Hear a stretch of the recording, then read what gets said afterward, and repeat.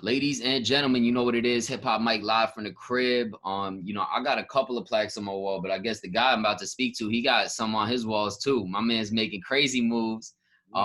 Has over 1 million views on a YouTube. Has a video that just hit 200K, I think, in a week. My man Rah Swish is here. What up, bro? Oh, we in the building. What's up, buddy?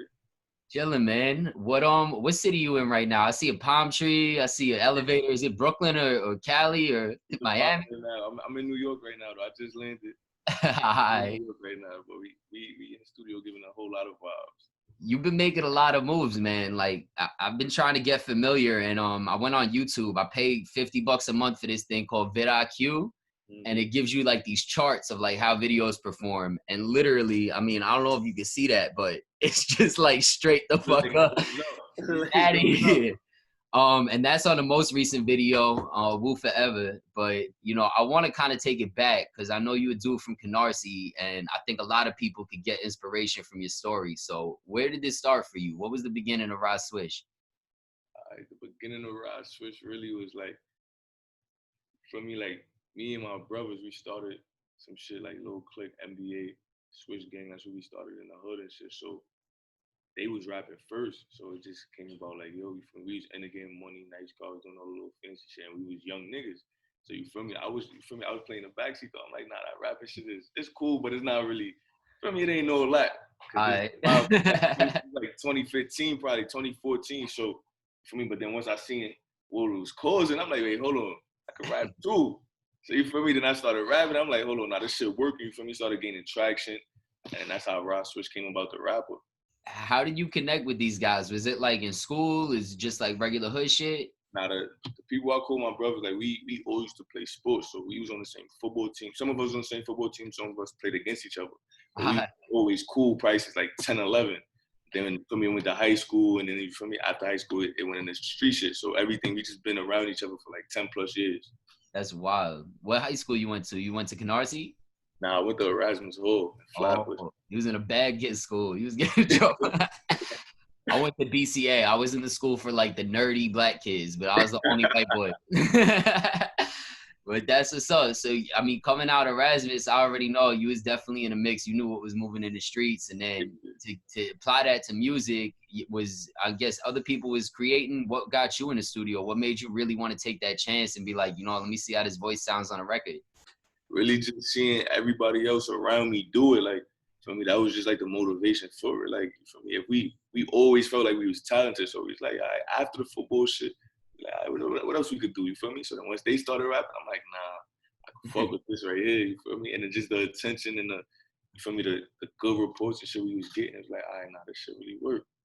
It sounds like it took maybe like a year or two to really get things moving, because I mean, by the time the drill music started hitting, y'all really brought the whole rap game back to New York, which is something that hasn't been done, I mean, ever since it left New York. It went, I guess, to LA, Atlanta.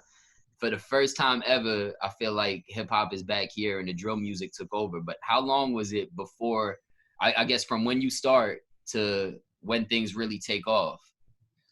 So for us as a whole, it was like I started rapping, and in a couple months, shout out to my boy Curly Savv. Like, you feel me? He elevated it, so the attention was there as soon as it really started for everybody. You feel me? So when the drill scene really was heavy in New York, it's like I was a part of that, and then now I'm just helping elevate it more and more and more. So, but it took like a couple months after I started rapping, and Curly Savv took over. Boom. So you feel me? Like we all together, we right around the same shit, and then I came up right after that. Boom. So it was like everybody just had a name for this. So that's dope, because you got to watch it really blossom from the beginning and kind of like evaluate what was working for certain people and then apply that to your own shit.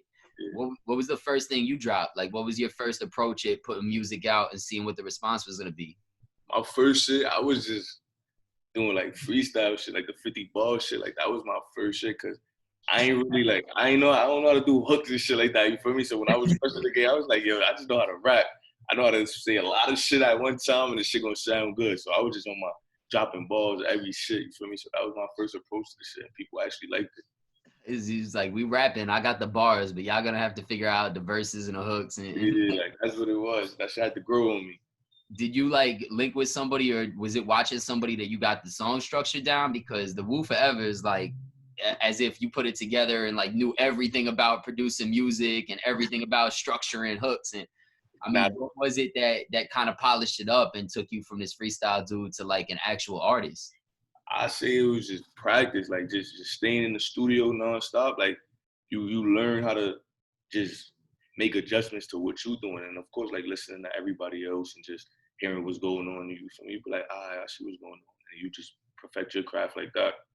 Was there like a chain of command in the group of like how things were going to get pushed? Like if certain people was having records come out, you wouldn't drop records at the same time? Or was it like a rollout so that everybody could get lit? Because I don't know if there's another crew where there's as many people standing out. Like a lot of times there's one front man and then there's a couple kids under that make some music. You saying like as far as like the Wolves, like as far as like yeah, just the whole squad. Because I mean, to be somebody that was under such a big star at a certain point and have 1 million views of your own, that's super rare. You never see somebody that's really associated to big artists getting recognition like that. Was that planned or did it just happen? Nah, it just happened, and it's just like put your shit out. Like you for me, we don't really feel like nobody's gonna steal somebody else's spotlight. If anything is gonna help you, if he dropping and I'm dropping, it's like we taking over. So we taking over together. It's not like, oh, let me get my shine and you get your shine. Nah, we all gonna piggyback off of each other. Our shit gonna come together and make a strong boom. The whole wave gonna take over. So it's only us in this shit.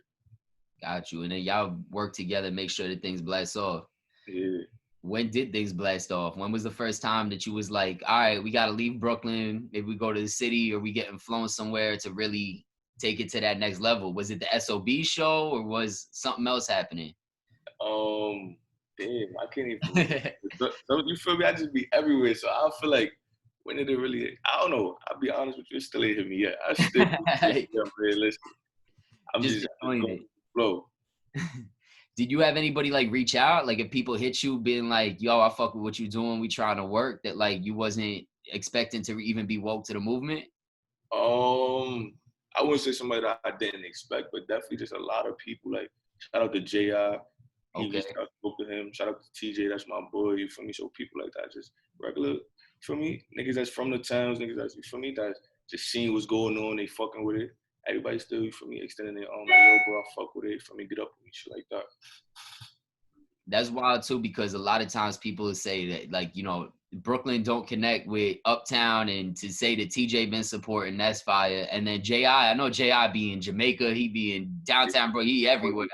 I used to hang out with J.I. Lil as a lot, and I know he's a dude that he's on the younger side of things, influences the kids. So to be paying attention to y'all and y'all kind of like big bros, I think it's dope because that boy is out here going stupid. You go crazy. Shout out to J.I., that's my boy. So what's the focus now? I mean, how did Wu Forever come together? And I gotta say, I mean, we gotta talk about Pop. You put together probably the most official tribute. I mean, we've seen thousands of them, but clearly the one that you put out hit home for a lot of people. Yeah. How does things elevate, I guess, and what brings you, I guess, with Pop, like what makes him want to bring you to LA and do all these things that y'all was rolling around before, you know, his unfortunate passing? I mean, that's just the type of relationship we had. Like, you feel me? That was like my brother before music shit, like, you feel me? So we already had a bond outside of music. So anything that we did, for me, together during the music shit, it was just genuine. Like, yeah, bro, pull up over here, bro, we over here, like shit like that. And I was actually supposed to go to the UK with him when he went out there, but I don't got my passport. So for me, but we both do a lot more. But basically, it's just like he just called me, yo, bro, what you doing today? I'm on shit. I got a show here, or like, yo, bro, let's go to LA, or I'm about to go to LA next week. So and then we just be out, like, fuck it, we out. See, you know what's so dope about him? I interviewed his brother, the kid Obasi, last week, his older bro, and he was telling me that, you know, his brother, I guess it went to school and did 5 Towns College and was really like so integrated in music, plays instruments, does the engineering. Yeah. And I asked him, I said, you know, as a kid that kind of went to school for this, to see your bro do this from the street level and really pop off, no pun intended, I think is so telling because, you know, a lot of kids, I think, want to get into music, especially in Brooklyn. I mean, being from Sheepshead, I know 1,000 kids, and then in Canarsie, I know it's 2,000. Everybody want to rap. Definitely. But y'all to really make the impact that you did, I think is so special because it didn't seem like y'all was given the tools, like you had the background in music, the skill sets. From what I heard, it's like he was kind of just on his church thing a little bit, was into music, and then it sounds like you kind of just got started because people was doing it. Like, why music? I mean, y'all said you was doing sports originally. You didn't want to follow through with the sports or try and get into Harvard from Erasmus somehow. Like, I mean, because it didn't seem like the odds was in your favor. It seemed like everything was against y'all, and then it's just the patience and persistence paid off. But exactly what it is. Like the odds is always stacked against us coming from where we come from. But it's just like it's either you're gonna sit on your ass or you're gonna sit there and figure a way out, figure something that you're actually good at and make that your way out. And that's just what it was for a lot of us is music. And that's just how it went out. I gotta say the dude, shout out D the Weatherman who set up this interview. One of the best in the game, and this dude has a reputation. He's worked with, I mean, you name it, the biggest there is, period. Was that situation that y'all have happening, I guess, before Pop had passed, or did people start reaching out after to kind of see how they could support, you know, the movement that was started? Yeah, I feel like it was more or less like once the movement started doing what it did, people was reaching out like, yeah, bro, I see you, I'll tap into with me, shit like that. So early on, even before Pop's passing, you was already kind of situated and ready to make this run as an individual. Like you had music ready to go, all that? Yeah, definitely. Were people tuning in, or did it take the passing for people to really expand on the movement? Because I know it was big, but I don't think everybody was getting recognized the way that things kind of happened afterwards, where it's like, now I know everybody's in your DMs. I see views going up crazy. Nah, definitely it got crazier, unfortunately, after this, but before it was, you feel me, I still had the same, I ain't gonna say the same, but I had a couple people still tuned in. I was still doing my thing, still getting the numbers. I did Tretion hit a mill, like, for me. So that shit was doing it on its own, and I said, Papa still support my shit here, share my shit. So same people checking for it, and still, so for me, it was still love. It was still the same shit, but just unfortunately, it happened to incline a little bit after bro situation. Yeah, now it's support from heaven, man. He in the skies running them numbers the fuck up. Right, shout out my boy. So who else is on the team now? Like, what's the immediate squad, and you know, who else should people be checking for besides just your music? There's other kids you obviously supporting. Right now, the Wolves is we heavy on this shit, and we gonna follow the plan we had from the jump. And bro was in the forefront, and he was making it happen. We gonna follow that right now. We got me, we got Curly Savv. His tape just dropped Blocky Season, going crazy. We got Dreadwood. Dreadwood just started rapping sooner that he going crazy. We got Daffy Woo. We got, hold on, I ain't gonna lie. If I sit here, Dave, everybody listen. We got, hold on, who else we got? I got time. If you got time. Danny Hundreds, right? Danny Hundreds going crazy. Shake It Baby Mania. We got Spaz Floshy. We got Creasy out the hundreds. We got Quelly. We got, it's a lot of rappers. It's a lot of rappers. We got my son Vlad. Hey, listen. Y'all gotta go and shit everybody's shit, cause y'all gonna be like, yo, these Woo niggas, they really going crazy. Like we really, I don't even know what to call us, like, cause we could say we're the new Wu Tang, but we don't even want to do that, cause we trying to do it better. So you feel me? Like we gonna make a statement, and this shit gonna be remembered forever. Like this really gonna go down in history. Like these niggas from Canarsie that started this shit, that came together as a family, really put on and took over this shit. Nah, and it's a beautiful thing to see, man, because it's genuine. Like, you know, I've been watching some videos, try to run up the YouTube, all that. And the strategy they say is like, well, if you get big enough, you can link with other YouTubers and y'all can support each other and run up each other's shit, rah, rah, rah. But it's like, y'all did that just genuinely off the strength out of Canarsie.